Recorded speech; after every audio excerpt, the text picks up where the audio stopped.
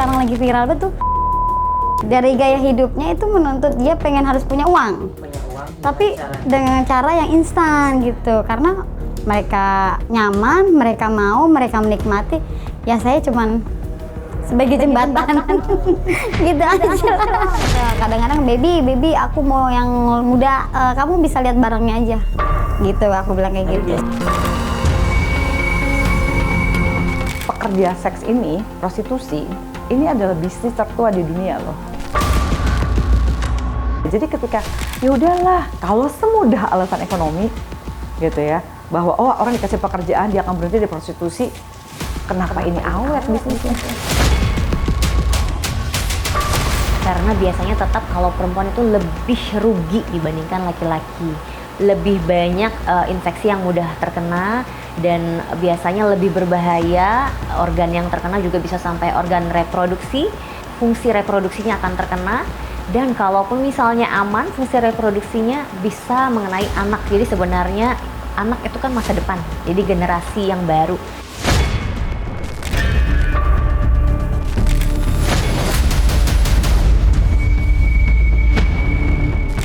Ada yang benci dirinya, ada yang butuh dirinya, ada yang bahkan bertekuk lutut mencintainya. Tapi ada pula yang tega menyiksa dirinya. Lirik lagu Kupu-Kupu Malam tadi seakan menjadi gambaran potret sosial sosok-sosok perempuan yang nekat menjajakan diri dengan berbagai motif. Bersama saya Agung Hardiansyah, selama 30 menit ke depan kami akan ajak Anda untuk menelisik lebih dalam iklim prostitusi yang kian menjamur di tengah kemajuan teknologi dan peredaran sosial media dalam Expose selengkapnya.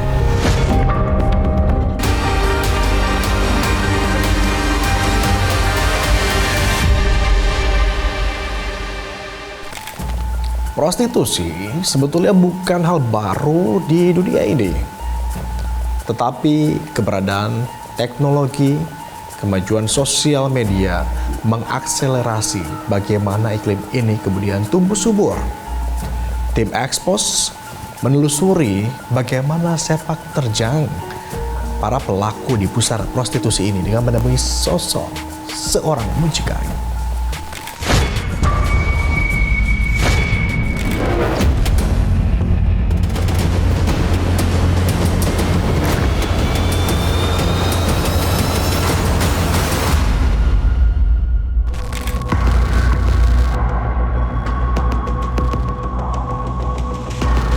Aktivitas prostitusi atau jual beli layanan seksual terpampang jelas di depan mata, mulai dari level jalanan hingga hotel bintang 5. Meski secara eksplisit dan tertulis prostitusi dan segala bentuk yang mengarah pada tindakan tersebut adalah dilarang, namun faktanya praktik ini dengan mudah dijumpai hampir di seluruh daerah di Indonesia. Di tengah gempuran teknologi yang kian berkembang pesat, bisnis prostitusi tak lagi hanya dilakukan secara konvensional, melainkan juga secara daring atau online.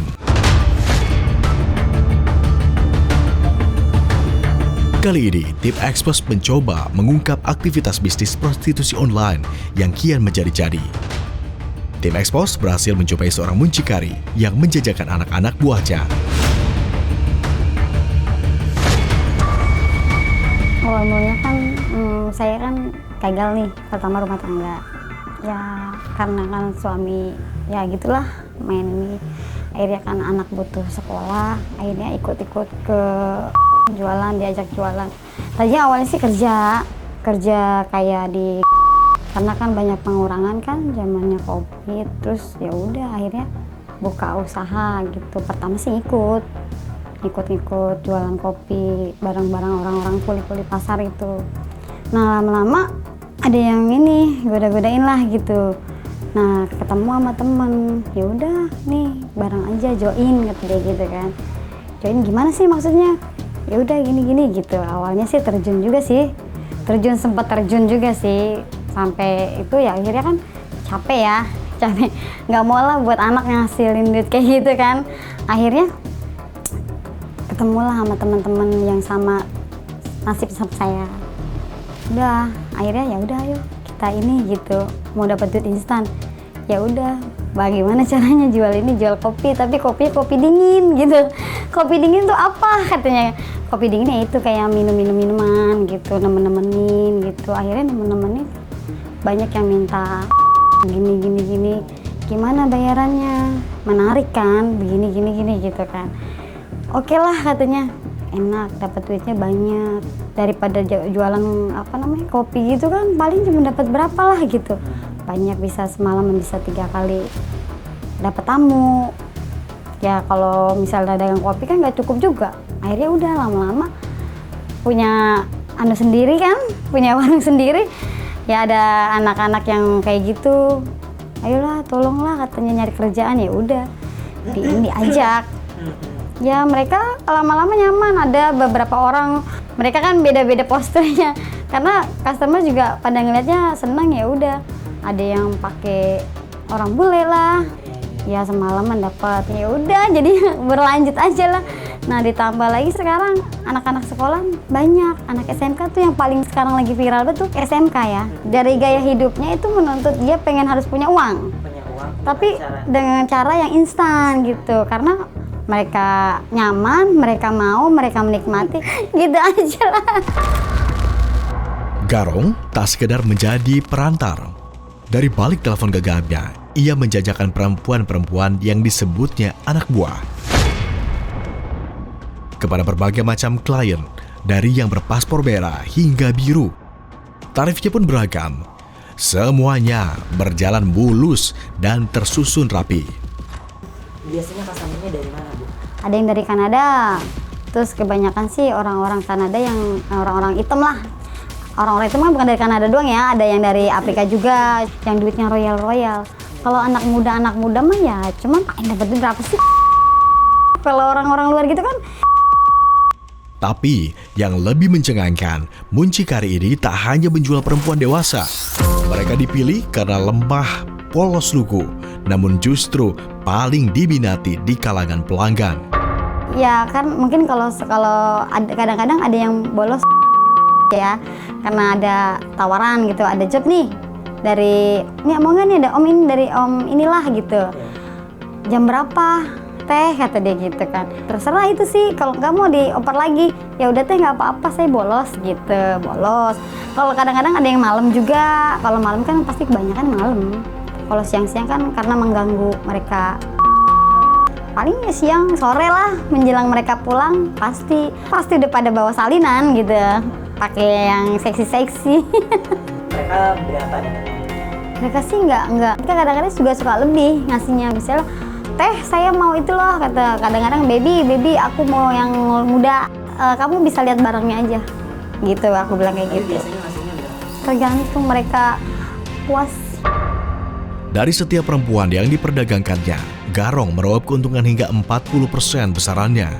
Semakin banyak anak buah yang melayani pelanggannya, semakin besar pula pendapatannya. Kalau dihitung rata-rata berapa persen, Bu, biasanya? 40%. Lumayan. Lumayan kalau setiap hari dapat mah. Tapi kan kadang-kadang ya, kadang-kadang. Yang sehari kadang satu, kadang-kadang 24 jam bisa 2 orang gitu. Tergantung ada ordernya lah gitu. Untuk melindungi bisnisnya, pelaku ternyata tidak bermain sendirian. Ia bahkan bekerja sama dengan sejumlah organisasi masyarakat atau ormas setempat dengan dalih untuk melindungi anak buahnya. Karena kita kan perempuan. Kalau seandainya kita ngelawan sendiri pun kita nggak mampu ya kan. Walaupun banyak laki-laki di sana, tapi kalau misal dengan ada keamanan dengan ormas itu, kita punya hubungan dengan ormas itu, keterikatan gitu, dia partner lah ibaratnya, partner kan, ya kita jadi aman. Semakin dalam, tim ekspres menelusuri, semakin banyak kejanggalan yang ditemukan. Tapi kan dengan garis bawah kan saya ingin menolong dia dalam kesulitan ekonomi, dalam kesulitan apa yang dia alami sehari-hari gitu kan. Dibully sama temennya kan gitu, lu HP-nya kayak gitu. Ya aku sering dilecehin, maksudnya sering dibully, dikata-katain teh, aku nggak punya uang, nggak ditemenin gitu. Ya udah, kalau misalnya itu mah ya terserah lah, kamu maunya gimana gitu. ada yang dapat duit instan tapi kamu mau, ya udahlah aku mau gitu. Rasa bersalah ya, karena berdosa ya, karena ini kita berbohong dengan orang tuanya dengan orang tuanya, cuman Dan dalihnya adalah gaya hidup. nah itu Kalau dibilang bersalah pasti merasa ya. pasti nggak mungkin lah, karena itu kan masih ada ikatan darah kita. Anggaplah anak kita sendiri, mana ada sih orang tua yang mau menjerumuskan anaknya. Tapi kalau seandainya ini atas kemauan dia sendiri, ya mau bagaimana, ya saya hanya cuman ya oke, saya ikutin mau kamu, yang penting kamu bahagia, yang penting orang tua kamu tercukupi, kamu bisa berbakti, kamu juga melakukan ini kan karena untuk mencukupi orang tua. Tim Expose juga melakukan penelusuran melihat langsung alur transaksi prostitusi online. Nyali sempat menggerut melihat seorang tante menawarkan keponakannya sendiri. Sebuah aksi yang menampar akal sehat saat hubungan keluarga dijadikan ladang perdagangan manusia. Namun dalam praktiknya pelaku yang tak lain dan tak bukan adalah tante korban akan memberi akses kepada Geisha untuk menjaring para pelanggan. Dan ini pengakuan seorang PSK. Sebut saja dia Geisha. Ya tadinya kan aku nggak mau ya. Aku juga diajak sama temen nih, diajak sama temen mau dagang katanya, dagang di warung kopi. Ya udahlah, cari simpanan uang buat jajan apa gitu ya. Ditawarin dagang nih sama temen, lu mau nggak dagang kata gitu di pasar gitu. Dagang apa? Jaga warung kata gitu. Ya udah. Tapi hari Senin sama Sabtu nggak apa-apa, malamnya bisa gitu, malam Sabtu sama malam malam Minggu. Udah gitu dikenalin aku sama abang-abang supir kayak angkot gitu ya. Aku tadinya pacaran tuh sama dia. Terus lama-kelamaan udah kayak gitu, terus dia ninggalin aku, kecewa, jadinya aku lama-lama terjerumus ke tuh. Semasa sekolah, Geisha sempat bercita-cita menjadi seorang pramugari, bisa berkelana melintasi langit, membawa harapan orang tuanya. Namun keadaan membawa langkahnya menyimpang jauh dari harapannya. Cita-cita kamu mau jadi apa sebenarnya? Aku cita-citanya jadi pramugari. Cita-citanya jadi pramugari. Dan masih pengen jadi pramugari. Kalau ada kemungkinan ya, Kesempatan. iya kesempatan mau. Mau jadi ya. Iya. Geisha terpaksa memilih menjajakan dirinya melalui prostitusi online untuk bisa memenuhi kebutuhan pokok dan membantu roda perekonomian keluarga. Meski kerap membantu menafkahi keluarga, sejak awal hingga saat ini orang tuanya tidak ada yang mengetahui profesi apa sebenarnya yang digeluti oleh anak perempuannya ini. Dalam gelapnya hari-hari yang dilalui Geisha sebagai seorang pekerja seks komersial, ia tetap berharap ada secercah cahaya yang bisa menyelamatkan dari pusara prostitusi online. Semoga aku bisa keluar dari sini jadi pribadi yang lebih baik lagi, cari kerjaan yang halal buat ngasih ke ortu ya lebih gitu dari hasil kayak gini.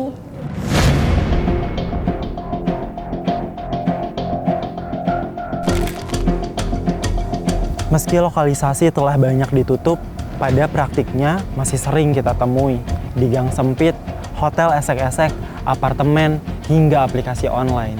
Data BPS mencatat, Jawa Barat masih menduduki puncak tertinggi tempat prostitusi atau titik prostitusi terbanyak di Indonesia, disusul oleh Jawa Timur dan Jawa Tengah. Lebih dari 150.000 pekerja seks tersebar di Indonesia di luar lokalisasi. Di antaranya adalah anak-anak di bawah umur. Banyak dari mereka yang akhirnya berdamai dengan jalan yang tak pernah mereka impikan. Bukan karena mereka ingin, tapi tekanan yang kian berat, perut yang perlu diisi, dan dunia yang menutup pintu membawa mereka dalam kesunyian dan malam yang kian pekat.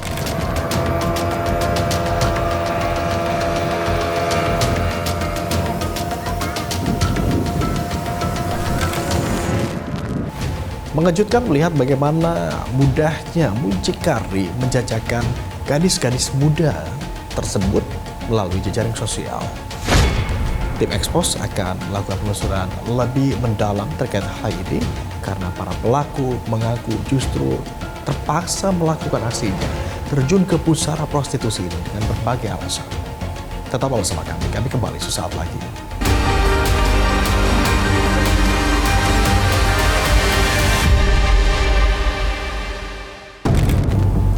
Anda kembali menyaksikan Expose bersama saya Agung Hardiansyah. Tergiur oleh penghasilan yang didapat secara instan, salah memilih pergaulan, atau bahkan terdesak oleh kebutuhan ekonomi, atau apapun alasannya, terjun ke pusara prostitusi online, apalagi tentu memberikan dampak yang tidak baik. Resiko bisa saja terjadi berupa resiko kesehatan maupun resiko secara sosial.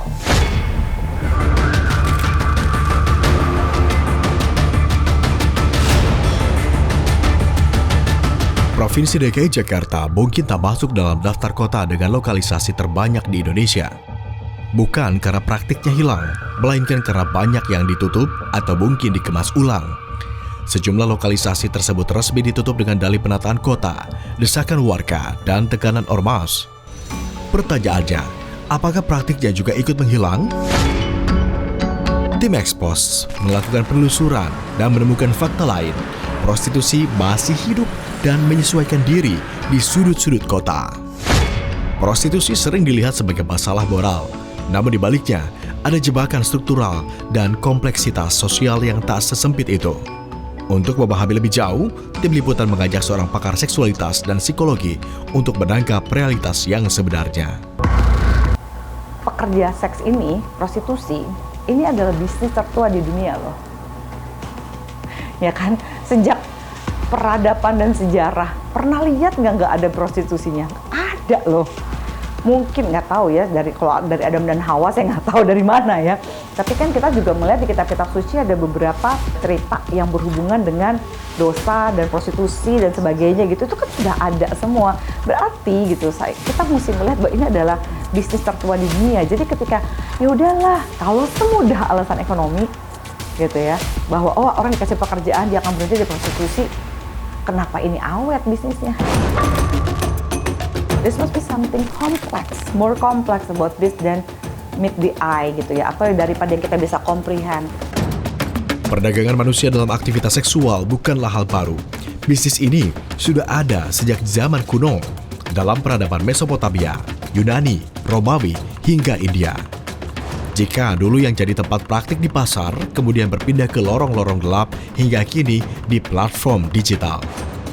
Kalau misalnya mereka kemana-mana, atau di mana online, apalagi sekarang very complex gitu ya, siapa aja bisa melakukan pemesanan mulai dari sosial media ya, tahu sendiri lah gitu ya, yang dulu biru sekarang jadi hitam sosial medianya ya, dan ini itu kita udah lihat platform itu digunakan untuk dan sebagainya. Jadi kalau itu kan menyebarannya itu mengerikan.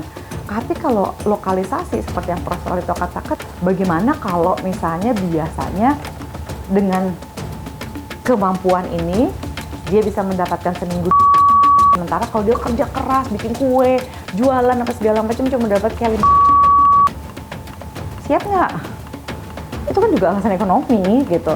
Nah, hal-hal kayak gitu kan kita mesti bantu pemahaman psikologisnya, jangkapannya seperti apa, ekspektasinya di manage apa enggak, terus ya semoga nggak dikejar-kejar gitu sama mafianya kan gitu-gitu.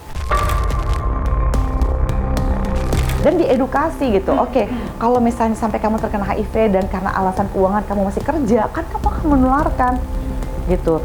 Gimana caranya gitu, edukasi tentang ini, kesehatan seksual, pengobatan, dan bagaimana tidak mempengaruhi piring nasi mereka. Kenapa kita nggak ambil alih gitu, kenapa pemerintah nggak ambil alih? Seksolog Zoya mengatakan penting untuk melihat mereka dengan rasa empati, bukan hanya penghakiman. Mungkin yuk kita tidak memberikan penghakiman ya bahwa mereka adalah sampah masyarakat gitu. Karena kita melihat sedikit ujung dari gunung es, kita tidak melihat per battle gitu atau perkelahian atau konflik yang mereka alami gitu di bawah si tipping of a iceberg ini gitu ya. Kita juga karena gini, semakin kita belajar tidak menghakimi pekerjaan orang itu, kita juga akan jadi tidak menghakimi diri sendiri. Kadang-kadang kan orang suka proyeksi, ya karena kita tidak mau melihat kekurangan kita, mudah sekali kita untuk melihat kekurangan-kekurangan orang lain. Praktik prostitusi tak hanya bisa akan celah sosial dan psikologis, tapi juga membawa resiko kesehatan yang nyata. Untuk melihat risiko penyakit menular seksual, tim Expose bertemu dengan dokter spesialis kulit dan kelamin, Dr. Matahari Arsy. Jadi kalau PSK baik perempuan maupun laki-laki, karena kita tidak memungkiri ada yang laki-laki, jadi sangat tinggi meskipun menggunakan pelindung ya. Jadi kalau misalnya menggunakan secara biasa atau tidak perfect atau tidak sempurna, lebih besar lagi kemungkinan untuk tertular infeksi menular seksualnya. Sebenarnya banyak sekali, kalau misalnya saya cari dari data di Jakarta tahun 2025, sebenarnya yang paling tinggi itu adalah gonore dan chlamydia. Tetapi kalau dari pengalaman pribadi saya sendiri, kalau yang datang ke rumah sakit itu masih cukup tinggi HIV, sifilis, kemudian pada perempuan biasanya infeksi genital non-spesifik dan gonore. Sedangkan chlamydia sendiri saya di rumah sakit jarang dapat, tetapi datanya dari yang saya temukan untuk di Jakarta, ternyata chlamydia juga cukup tinggi. Di tengah upaya edukasi dan penanggulangan stigma terhadap pengidap penyakit menular seksual, tak sedikit pasien yang mengaku disindir, diabaikan, atau dipandang rendah saat mencari pertolongan medis. Bagaimana tenaga kesehatan kemudian menyikapi ini? Dan apakah sistem kita sudah siap membedakan mana kasus yang dipilih dan mana yang terjadi tanpa keinginan sendiri? Oke, walaupun trennya orang sudah mulai terbuka dan juga sudah mulai tidak terlalu banyak menjudge, tetap saja ada orang-orang, itu subjektif, kembali lagi ke orang masing-masing, mereka menerimanya seperti apa. Jadi kalau memang mereka datang ke fasilitas yang memang ternyata SDM atau sumber daya manusianya memang masih close-minded dan sulit menerima hal tersebut, tentu itu adalah keapesan mereka ya sebenarnya datang ke tempat yang oknumnya tidak menerima dan melayani dengan baik. Tetapi sudah makin banyak rekan-rekan sejawat yang sudah lebih ramah, dan malah kalau mereka diberi edukasi dengan baik, diterima dengan baik, mereka juga akan lebih menerima saran-saran. Memang untuk asuransi dan BPJS belum pernah di cover hingga saat ini. Belum ada asuransi yang mengcover kalau infeksi menular seksual. Jadi setahu saya infeksi menular seksual di seluruh dunia untuk asuransi belum ada yang mengcover, karena biasanya mereka menganggap hal tersebut adalah kesalahan dari pasien. Kesalahan dari pasien, padahal sebenarnya ada beberapa orang yang dia bukan kesalahan dari pasiennya tersebut. Misalnya pasangannya tidak jujur, atau ternyata dari transfusi, atau dari anak yang mendapatkan dari ibunya. Di balik angka, stigma, dan perdebatan moral, terdapat nyawa-nyawa yang tetap harus diselamatkan. Bagi mereka perempuan yang akhirnya terjerumus ke dalam praktik prostitusi konvensional maupun prostitusi online dengan berbagai motif, apakah itu dapat uang dengan instan, terjebak karena faktor pergaulan, atau faktor tekanan karena keadaan? Mereka tetaplah korban yang harus dilindungi dan diperhatikan. Karena biasanya tetap kalau perempuan itu lebih rugi dibandingkan laki-laki. Lebih banyak infeksi yang mudah terkena, dan biasanya lebih berbahaya. Organ yang terkena juga bisa sampai organ reproduksi. Jadi selain untuk infeksi ke diri, juga untuk fungsi reproduksinya akan terkena. Dan kalaupun misalnya aman, fungsi reproduksinya bisa mengenai anak. Jadi sebenarnya anak itu kan masa depan, jadi generasi yang baru.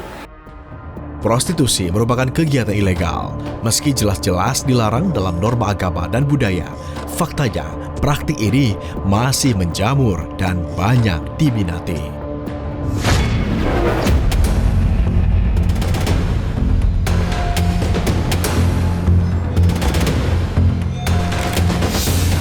Prostitusi online merupakan dimensi yang begitu kompleks.